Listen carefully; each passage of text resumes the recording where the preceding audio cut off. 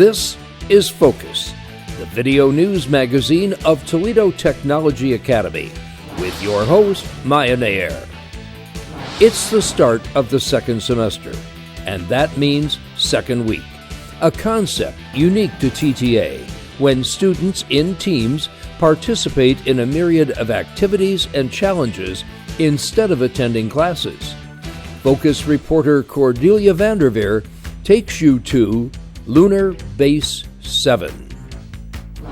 Flappers, the Charleston, speakeasies, and backroom gambling were all a part of the Roaring Twenties. TTA's Student Council recaptured that bygone era with their first homecoming dance and a Roaring Twenties theme. Cecilia Dietsch was there and invites you to the dance that roared. TTA may not have traditional sports teams, but we do have teams that excel in every way. The TTA bowling teams have made us proud, and this year is no exception. Focus reporter Braden Case was at Southwick Lanes on practice day with the teams in Strikes and Spares. Now, from the campus of Toledo Technology Academy in Toledo, Ohio, here's your host, Nair. Welcome to a new edition of Focus, and to a new year. In an earlier edition, we featured First Week at the start of the first semester. Now, it's Second Week, a week-long program unique to TTA that starts when we come back from winter break. It was a totally new concept, and a science fiction theme, to challenge students. We got off to a late start because of the extended break, but it all came together as usual. Focus reporter Cordelia Van der Veer takes you to Lunar Base 7. For those into sci-fi and the wonderful world of television drama, this year's second week hit the mark. In teams of 5 or 6, students were challenged to consult on a new imaginary TV show that revolved around lunar exploration. It was all hands on deck as 47 teams worked toward creating Lunar Base 7, a TV show employing both science and technology. Right after winter break, a little delayed this year, second week replaced the initial week of classroom instruction with a new theme and assignments. This unique concept of team building started years ago with Ted Richardson, who created and designed both first and second weeks. Once we decided we wanted to do project-based material, somehow I ended up being the guy that had to figure out what we were going to do. So the most recent one, the Lunar Base 7, was one that was developed the last, and it was designed to be more of a humanities-based project rather than just science and math and engineering like most of our projects are. So this one's a little bit heavier on the writing and skills that are involved with that. Teams had to check the scientific plausibility of the show, create scale models, develop characters, build a storyline, and even write TV scripts, hence the emphasis on creativity. This involved researching lunar physics, exploring fuel cell options in the lab, and conducting scientific experiments. A major task was to design the set to scale, and then build a scale model out of any materials they could find.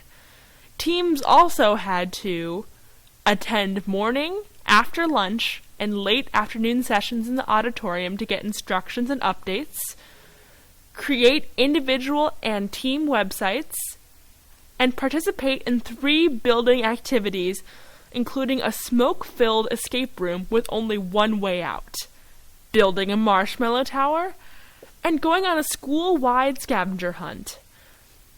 Teams were also required to perform a service project for faculty members. The reason that we do this is because it gives the soft skills, the things that we don't teach in the regular classroom, the leadership, the problem solving, all of the things that the employers that we deal with are looking for in prospective employees that aren't covered in the regular curriculum. Teams were comprised of students from 5 grade levels, and seniors assisted the faculty and staff with a myriad of different jobs like distributing materials in the emporium. The culmination of the project required team members to be thespians and act out the script they wrote. For many, this was their chance to be a little dramatic and have some fun with their week-long project. Once second week was over, students returned to their classroom for their regular classes, but they had the experience of team building and being challenged to use their creativity. Reporting for Focus, I'm Cordelia Van der Veer. TTA Student Council is on a roll with activities. This time, it was a return to the days of Al Capone and the well-kept secret of the speakeasy and Prohibition. The first homecoming dance featured a Roaring Twenties theme, and party-goers really got into the spirit of that wild and crazy era, drinking mocktails, playing cards, and dancing the night away. Focus reporter Cecilia Dietsch was there and invites you to the dance that roared. Roaring 20s! Roaring 20s!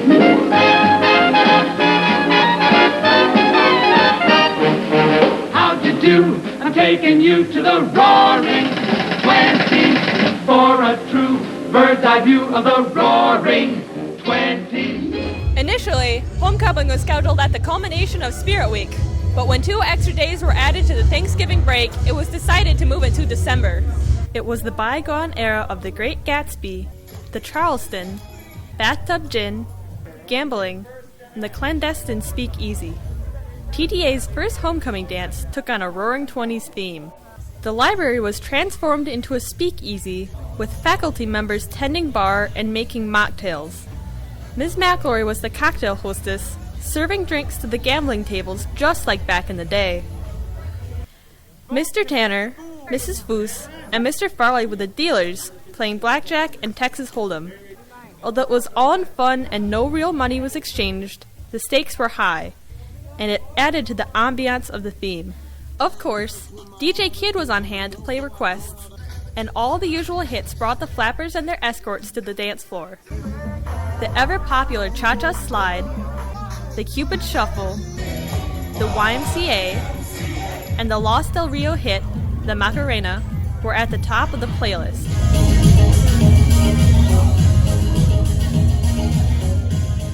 There was no shortage of fun and good times, and many students got into the spirit of the evening by dressing in Roaring Twenties attire. Well, I like the fact that, the mocktails, that was a fun addition. I like the tables that they have set up, teachers dishing out cards. Music is always pretty good as usual with Mr. Kid, I think I liked playing blackjack with Mrs. Foose the best, and Miss McElroy handing out cocktails, but they're mocktails.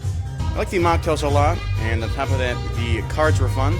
Mr. Tanner is a great dealer, and I think he's excellent at Texas Holdout. The event was sponsored by the Student Council, and even though masks were still the order of the day, it gave freshmen, sophomores, juniors, and seniors the opportunity to socialize on a Saturday night.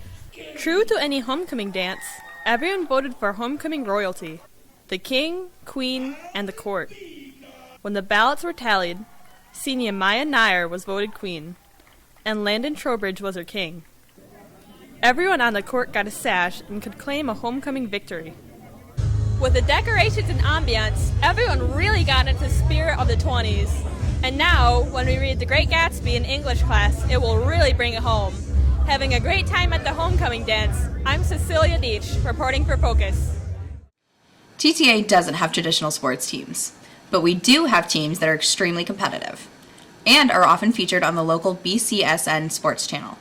It's our 5 outstanding bowling teams. They compete against other area schools, and they are always at the top of their game. Focus reporter Braden Case spent some time with the teams at Southwick Lanes, where they were rolling strikes and spares.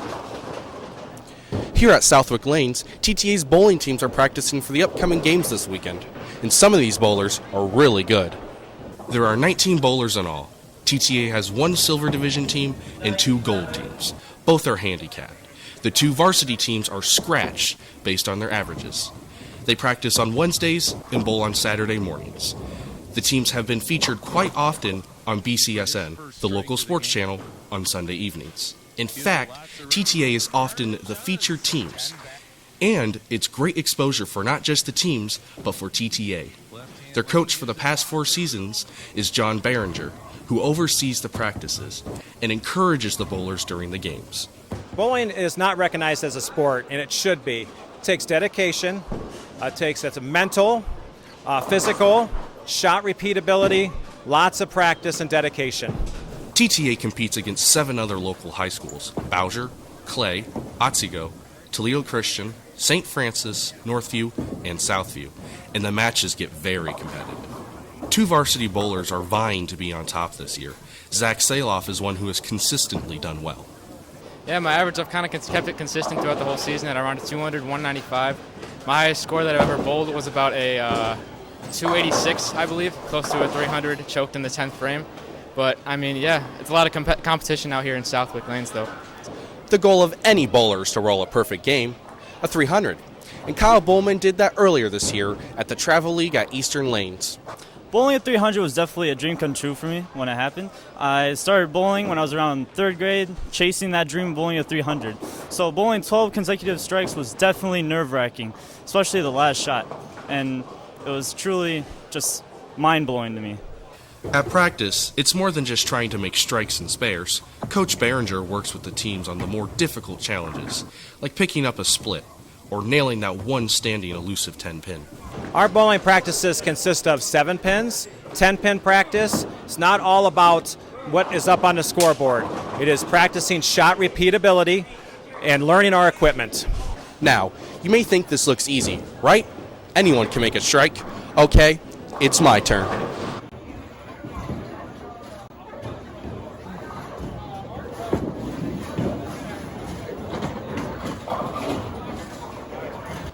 Okay, Coach, what do you think? Hey, no guts, no glory. At Southwick Lanes, I'm Braden Case, reporting for Focus. Well, that's it for this edition of Focus. We hope you enjoyed the stories and will share the video with your friends and neighbors. We spotlight all the great things happening at TTA because we're TPS and TTA proud. Until next time, I'm Maya Nair. Thanks for watching.